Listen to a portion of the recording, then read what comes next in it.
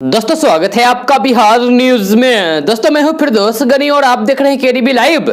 दोस्तों आज हो चुका है 12 मार्च 2021। तो आज की बिहार की टॉप न्यूज लेकर आए हैं आपके लिए। दोस्तों वीडियो स्टार्ट करने से पहले आपसे एक रिक्वेस्ट है, अगर आप नए आए इस चैनल पर तो फिर इस चैनल को सब्सक्राइब करके बेल आइकन को भी प्रेस कर दीजिए और साथ में वीडियो को लाइक कीजिए, अपने दोस्तों के साथ शेयर भी कीजिए। तो चलिए दोस्तों स्टार्ट करते हैं आज की बिहार की टॉप न्यूज। दोस्तों बिहार के गांव में रहने वाले लोगों के लिए बिहार सरकार के पंचायती राज विभाग ने कई ताबड़तोड़ फैसले लिए हैं। जो इन फैसलों से ग्रामीण इलाकों में रहने वाले लोगों को फायदा होगा तथा उनके दैनिक जीवन की परेशानियां भी दूर होगी। नीतीश सरकार ने कहा है कि ग्रामीण इलाकों की सभी टूटी हुई सड़कें और खराब नल को 15 दिनों के अंदर ही ठीक कर दिया जाएगा। पंचायत चुनाव से पहले सरकार इन दोनों चीजों को पूरी तरीके से दुरुस्त कराएगी। ऐसा नहीं होने पर संबंधित अधिकारी पर कार्रवाई भी होगी। बिहार सरकार ने आदेश देते हुए कहा है कि 7 निश्चय पार्ट 2 के तहत सभी गांव में शहरों के तर्ज पर 12.5 लाख स्ट्रीट लाइट लगाएगी। जी हां, गांव में शादी ब्याह या फिर अन्य तरह के कार्यक्रम कराने के लिए सम्राट अशोक भवन तैयार किया जाएगा, जिसमें गांव के लोग सभी कार्यक्रम कर सकेंगे। जी बिहार सरकार ने कहा है कि राज्य के सभी 534 प्रखंडों में यूनिट बनाकर पंचायत समिति भवन का निर्माण जल्द से जल्द किया जाएगा। दोस्तों अब नीतीश सरकार पंचायत में टैक्स वसूली सिस्टम बनाने की तैयारी कर रही है। जी हां, अब कारोबारी से लेकर गाड़ी रखने वाले लोगों को शुल्क देना होगा, जी यानी कि टैक्स देना होगा। जी हां, बिहार पंचायत चुनाव के दरवाजे पर खड़ा है। किसी भी वक्त पंचायत चुनाव की घोषणा हो सकती है, लेकिन पंचायत चुनाव के पहले सरकार ने पंचायती राज व्यवस्था में टैक्स वसूली का नया सिस्टम खड़ा करने की तैयारी में है। जी हां, नीतीश सरकार अब गाँव में कारोबार करने वाले लोगों से टैक्स वसूली करने का सिस्टम बना रही है। यानी कि आप अगर अपने गाँव में देहात में छोटे मोटे कारोबार करते हैं, दुकान चलाते हैं, तो फिर आपसे भी टैक्स वसूला जाएगा। ग्राम पंचायतें अपने दायरे में होने वाली व्यावसायिक गतिविधियों पर टैक्स लगाएगी जी और इसकी वसूली करेगी। ये 3 महीनों में पंचायतों में नई सरकार का गठन होना है। यह नई सरकार अपने क्षेत्र की व्यावसायिक गतिविधियों को चलाने वाले लोगों से टैक्स वसूलने का भी काम करेगी। इसके लिए नीतीश सरकार नियमावली बना रही है। पंचायती राज मंत्री सम्राट चौधरी ने बुधवार को विधानसभा में इसकी घोषणा की है। जी हां, सम्राट चौधरी ने विधानसभा में कहा है कि हम पंचायतों को अपने पैरों पर खड़ा करना चाहते हैं। इसके लिए उसे एक टैक्स वसूलने की शक्ति देने जा रहे हैं। नियमावली तैयार करने का काम चल रहा है। पंचायतों को सशक्त बनाने के लिए वहां जो टैक्स प्रणाली बनाई जाएगी, इसके तहत अब गांव में अपने जमीन के ऊपर मोबाइल टावर रखने वालों को हर महीने 1000 रुपए का टैक्स देना होगा। खेती के अलावा अगर ट्रैक्टर ट्रक का इस्तेमाल किया जाता है तो फिर इसके लिए भी आपको 100 रुपए देने होंगे। ये टैक्स के तहत हर महीने देने होंगे। साथ ही साथ खेती के सामान को छोड़कर अगर कोई दूसरे तरीके की दुकान चलाता है तो उसे 100 रुपए टैक्स देने होंगे। जी हां, खेती के अलावा अगर ट्रैक्टर ट्रक का इस्तेमाल किया जाता है तो फिर इसके लिए भी आपको हर महीने 100 रुपए टैक्स देना होगा। कमर्शियल 4 व्हीलर के लिए 100 रुपए का टैक्स रहेगा। हालांकि इस नियमावली का अभी अंतिम प्रारूप तैयार नहीं हुआ है। दोस्तों केंद्रीय मंत्री और भारतीय जनता पार्टी के वरिष्ठ नेता गिरिराज सिंह ने बिना किसी का नाम लिए विपक्षी नेताओं पर तीखा हमला बोला और प्रधानमंत्री नरेंद्र मोदी की जमकर तारीफ की। जी हां, गिरिराज सिंह ने ममता बनर्जी द्वारा नंदीग्राम के मंच पर चंडी पाठ को लेकर हमला बोला है। गिरिराज सिंह ने कहा है कि प्रधानमंत्री नरेंद्र मोदी के डर की वजह से अब ममता बनर्जी को दुर्गा और काली की याद आ रही है। जी हां, गिरिराज सिंह ने कहा है कि मैं इस बदलाव के लिए पीएम नरेंद्र मोदी का आभार प्रकट करता हूं।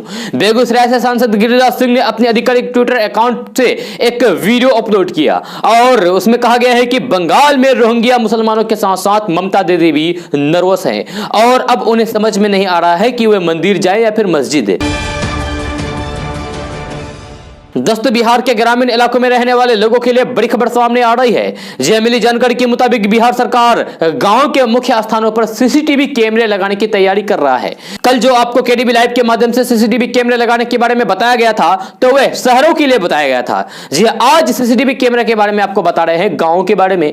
जी बहुत जल्द ये काम शुरू हो सकता है गाँव में। खबर के मुताबिक बिहार सरकार के पंचायती राज मंत्री सम्राट चौधरी ने बुधवार को विधानसभा में जानकारी देते हुए कहा कि गाँव में भी सुरक्षा का ध्यान रखते करते हुए मुख्य स्थानों पर सीसीटीवी कैमरे लगाने की योजना है।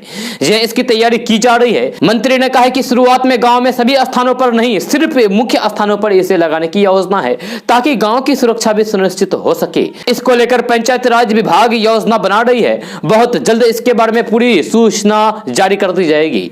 यहां आपको बता दूं कि बिहार के ग्रामीण इलाकों से कई बार ऐसी घटना आती है जिसके कारण पुलिस को काफी मुश्किलों का सामना करना पड़ता है और अपराधी तबके के लोग भागने में सफल हो जाते हैं। यह इनकी पहचान और गांव की सुरक्षा के लिए सीसीटीवी कैमरे लगाए जाएंगे। दोस्तों, जमीन की हर समस्या को दूर करने के लिए बिहार सरकार ने जमीन की पूरी प्रक्रिया को ऑनलाइन कर दिया है, जिससे लोगों को हर काम करने में आसानी हो रही है। अगर आप बिहार में किसी भी जमीन का खतियान निकालना चाहते हैं तो फिर आप ऑनलाइन के द्वारा निकाल सकते हैं। इसके लिए बिहार सरकार ने एक वेबसाइट पोर्टल बनाया है। बिहार में किसी भी जमीन का खतियान निकालने के लिए आपको बिहार सरकार के department of revenue and land reform के ऑफिशियल वेबसाइट www.irc.bis.nic.in पर विजिट करना होगा। दोस्तों, बिहार में शराबबंदी पर कांग्रेस में सिर्फ फुटबॉल शुरू हो गया है। एक तरफ जहां कांग्रेस विधायक दल के नेता बिहार में फिर से शराब चालू करने की मांग कर रहे हैं, वह बिहार कांग्रेस के वरिष्ठ नेता सदानंद सिंह इसका विरोध में उतर गए हैं। जहां उन्होंने कहा है कि कांग्रेस शराबबंदी के पक्षधर हैं। हमारी पार्टी महात्मा गांधी के सिद्धांतों पर चलती है जो मद्यपान का विरोध करती है।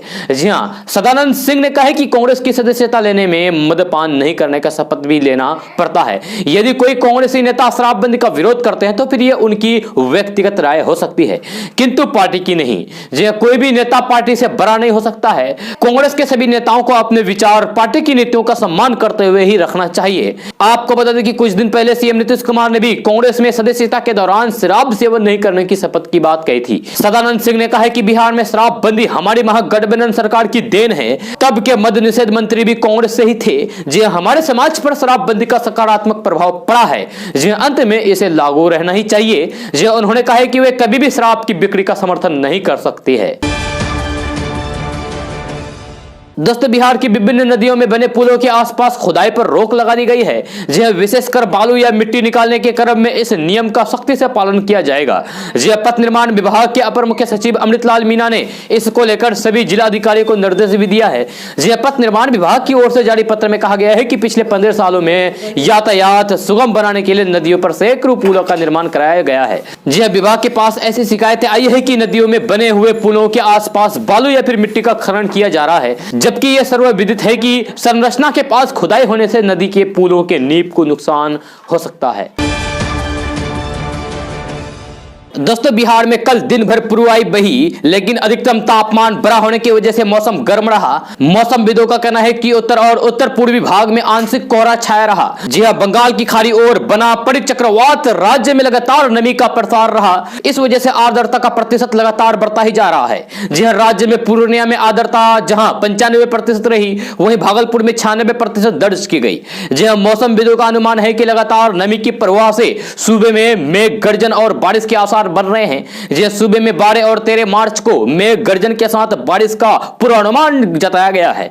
हालांकि उत्तर पश्चिमी और उत्तर मध्य बिहार को छोड़कर राज्य के शेष हिस्सों में ही इसका असर दिखेगा। मौसमविदों का कहना है कि कहीं कहीं धूल भरी आंधी के बाद आंशिक बारिश की स्थिति बन सकती है। इधर कल बिहार के अधिकतर शहरों में अधिकतम और फिर न्यूनतम तापमान सामान्य से ऊपर रहा। पटना में पारा 34.4 डिग्री सेल्सियस दर्ज किया गया, जो कि इस वर्ष का अधिकतम तापमान है। गया का अधिकतम तापमान 33.8 डिग्री सेल्सियस, भागलपुर का 32.2 डिग्री, पूर्णिया 30.5 और फिर वाल्मीकि नगर में 33 डिग्री सेल्सियस दर्ज किया गया। पूरे दिन सूबे में यानी कि पूरे दिन बिहार में मौसम की स्थिति से लोग परेशान रहे। सूबे में कई जगहों पर सुबह आंशिक कोहरा रहा, लेकिन जैसे जैसे दिन चढ़ा दोपहर में भी सूरज की किरणों से लोग असहज रहे। राज्य के सभी शहरों का न्यूनतम तापमान 3 से 4 डिग्री अधिक दर्ज किया गया है।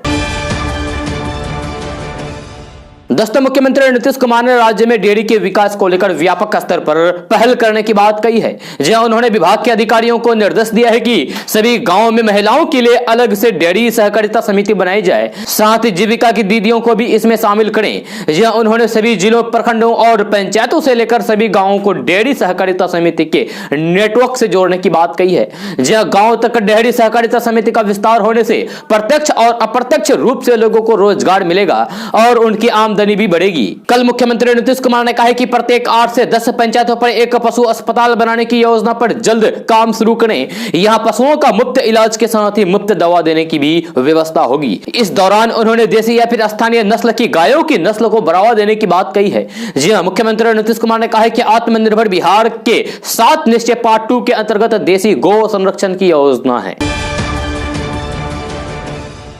दोस्तों, बिहार सरकार ने बिहार के किसी शहर से सिर्फ 5 घंटे में पटना पहुंचने की कार्य योजना पर काम करना शुरू कर दिया है। जी विधानसभा में बुधवार को पथ निर्माण मंत्री नितिन नवीन ने इसकी रूपरेखा प्रस्तुति करते हुए विभाग का 5,803 करोड़ रुपए का बजट पेश किया। जी उन्होंने कहा है कि 120 से ज्यादा शहरों में बाईपास का निर्माण कराया जाएगा। इससे जाम की समस्या से निजात मिल सकेगा और दूरी तय करने में भी कम समय लगेगा। जी साथ ही सरकार पुलों के रखरखाव के लिए अलग से नीति बनाएगी। जी सघन बसावट वाले क्षेत्र में एलिवेटेड सड़क का निर्माण कराया जाएगा।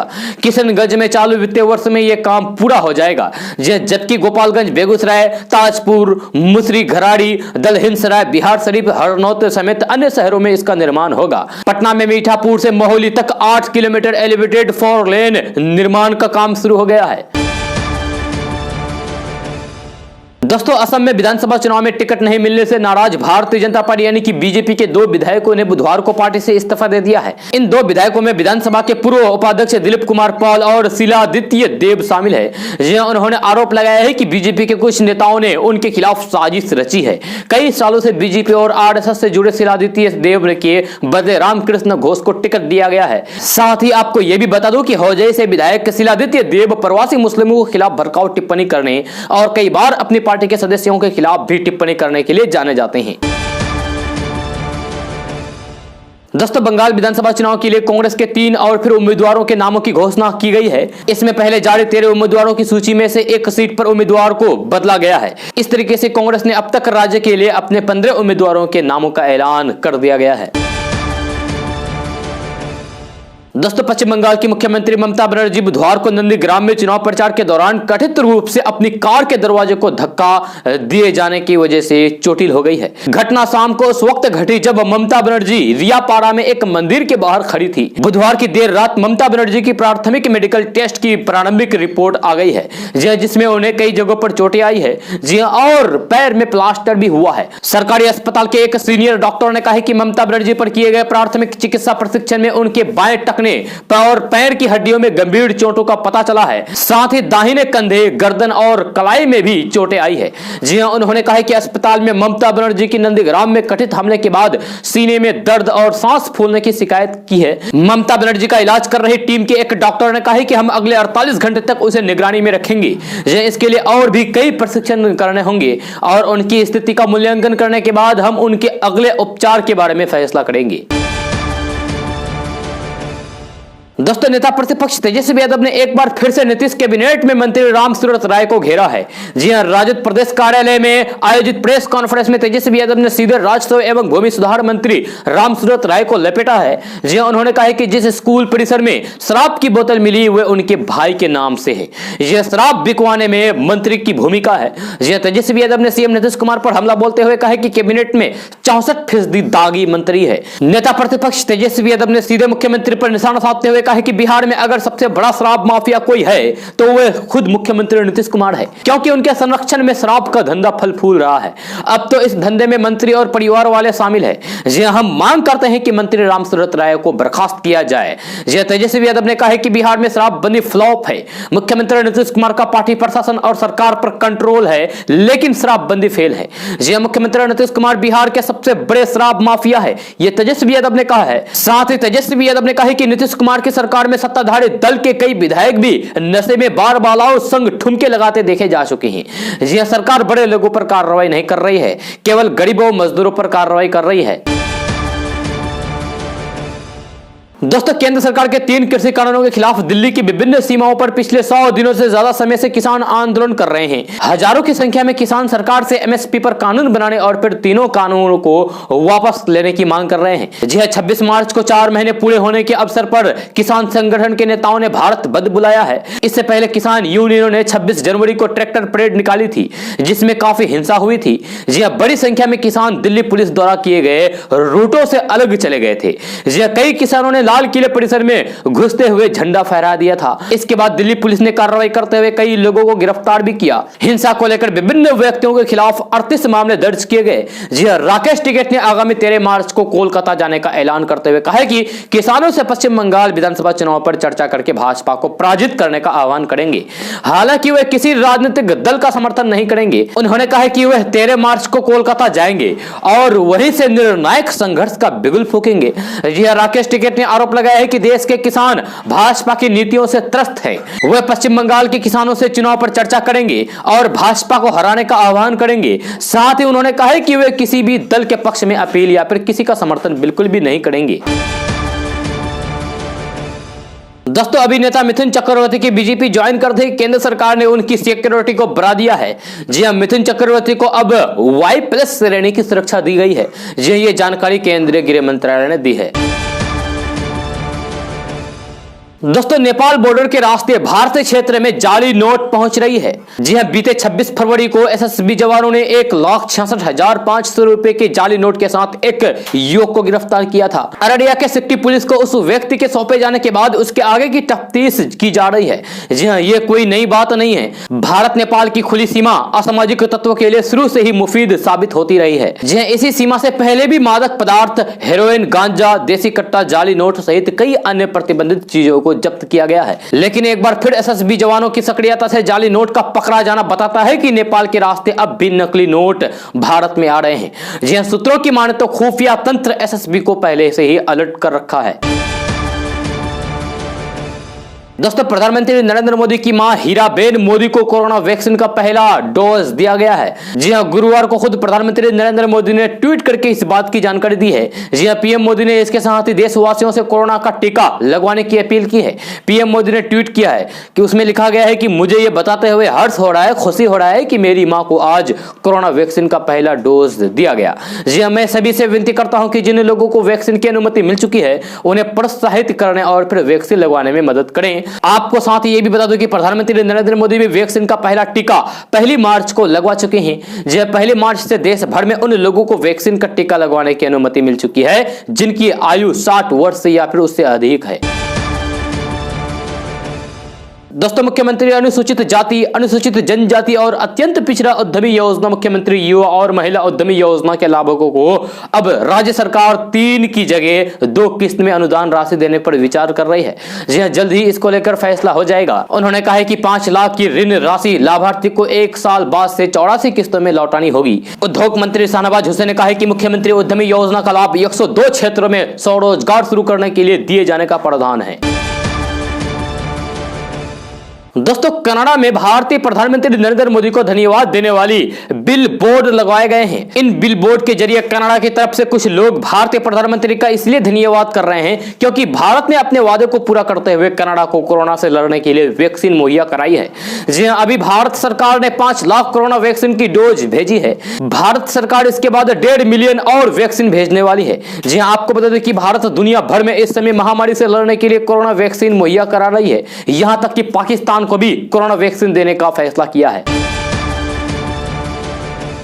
दोस्तों, कोरोना संक्रमण के बाद कॉन्टैक्टलेस और डिजिटल पेमेंट का खूब इस्तेमाल होने लगा है। जी हां, अभी तक लोग सिर्फ टच एंड पे और फिर यूपीआई पेमेंट का ही इस्तेमाल करते हैं, लेकिन अब घड़ी की मदद से पेमेंट करने की तकनीक आ गई है। जी हां, इन्हें वियरेबल पेमेंट डिवाइस भी कहा जाता है। जी हां, हाल ही में एसबीआई और एक्सिस बैंक ने डिजिटल पेमेंट को बढ़ावा देने के लिए वियरेबल पेमेंट की शुरुआत की है। ये दोनों बैंक ऐसी घड़ियां उपलब्ध करा रहे हैं जिन्हें मशीन के पास लाते ही पेमेंट हो जाती है। हाल ही में आरबीआई ने कॉन्टैक्टलेस ट्रांजैक्शन की सीमा 2000 रुपए से बढ़ाकर 5000 रुपए तक कर दिया है। यानी कि 5000 रुपए तक के पेमेंट के लिए आपको पिन नंबर डालने की भी जरूरत नहीं है। किसी वाईफाई कार्ड या फिर वेरेबल डिवाइस की मदद से पेमेंट की जा सकती है। जी हां, वेरेबल पेमेंट डिवाइस की तकनीक भले भारत में अब लॉन्च हो रही हो, लेकिन यह टेक्नोलॉजी कोई नई नहीं है। जी हां, अमेरिका और यूरोप समेत कई देशों में स्मार्ट वॉच की मदद से पेमेंट किए जाते हैं।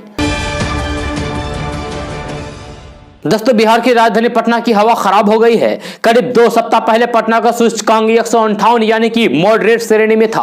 जी हां, वहीं बुधवार को सूचकांक बढ़कर 286 हो गया है।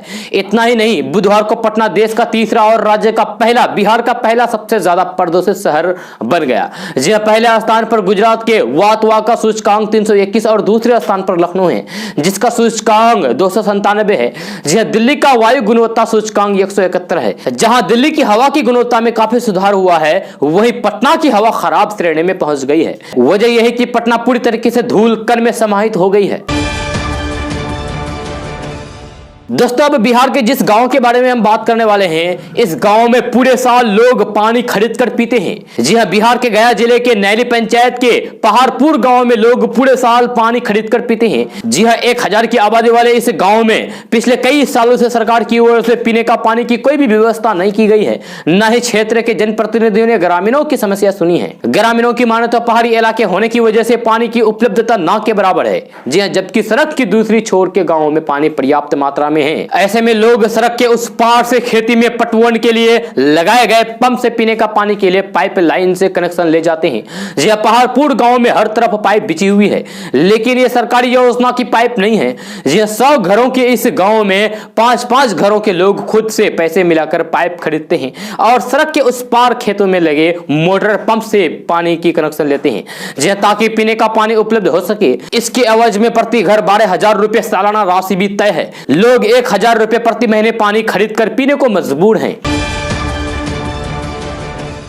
दोस्तों अगर आप इस साल गर्मी के मौसम में एसी या फ्रिज खरीदने की सोच रहे हैं तो फिर आपको बड़ा झटका लग सकता है।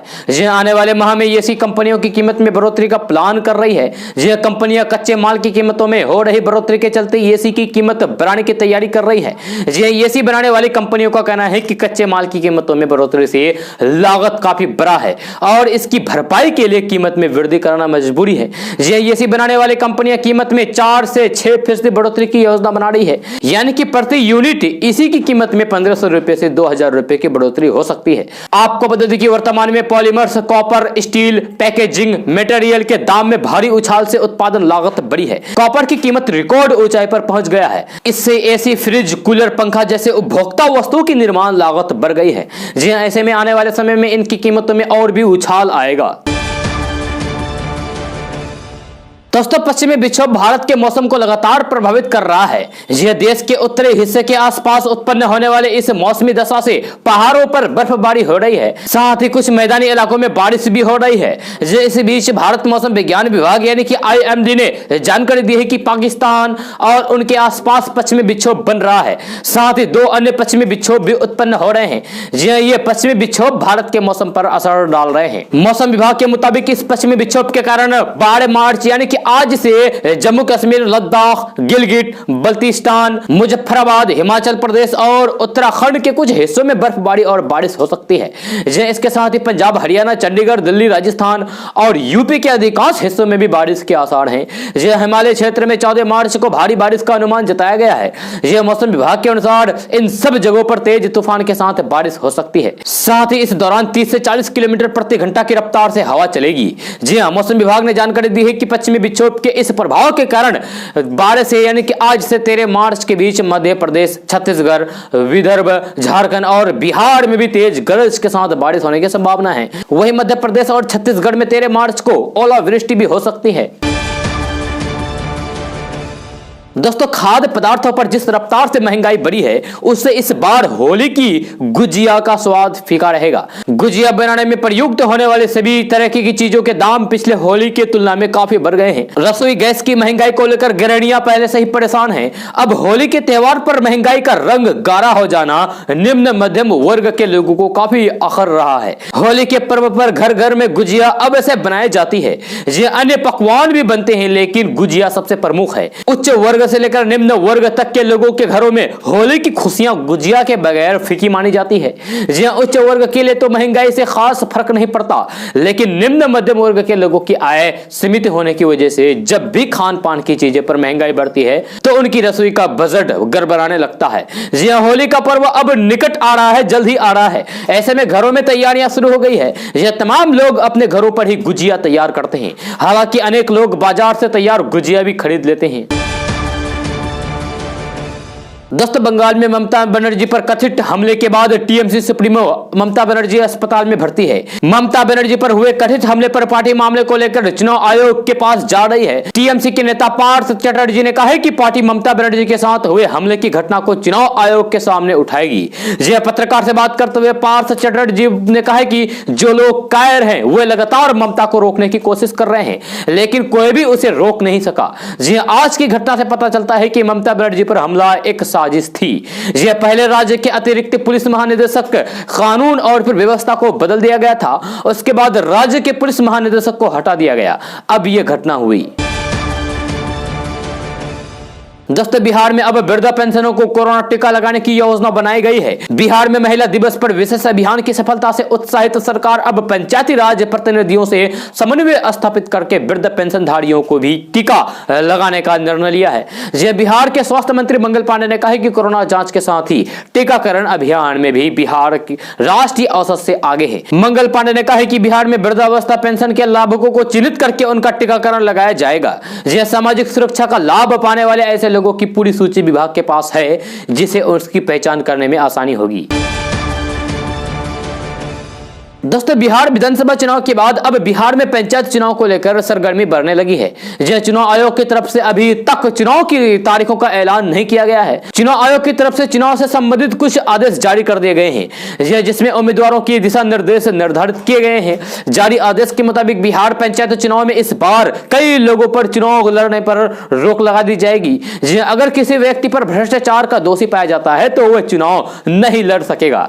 यह चुनाव आयोग की तरफ से किसी भी दिन पंचायत चुनाव की तारीखों का ऐलान किया जा सकता है। जे अपने नए आदेश में चुनाव आयोग ने स्पष्ट कर दिया है कि अगर कोई व्यक्ति पंचायत राज अधिनियम 2006 के तहत भ्रष्टाचार का दोषी पाया जाता है तो वह ना तो चुनाव लड़ सकता है और ना ही कोई व्यक्ति अगर पंचायत का सदस्य है तो उसकी सदस्यता रद्द कर दी जाएगी। बिहार पंचायत दिशा निर्देश के अनुसार भ्रष्टाचार के अलावा 11 मामलों से जुड़े लोगों को चुनाव में भागीदारी से रोका जा सकता है। ऐसा लोग जो किसी चुनाव से संबंधित कानून में आयोग घोषित किया गया हो या फिर ऐसे लोग जिनकी उम्र 21 साल से कम है, ऐसे लोग भी चुनाव में उम्मीदवार के तौर पर नहीं उतर सकते हैं।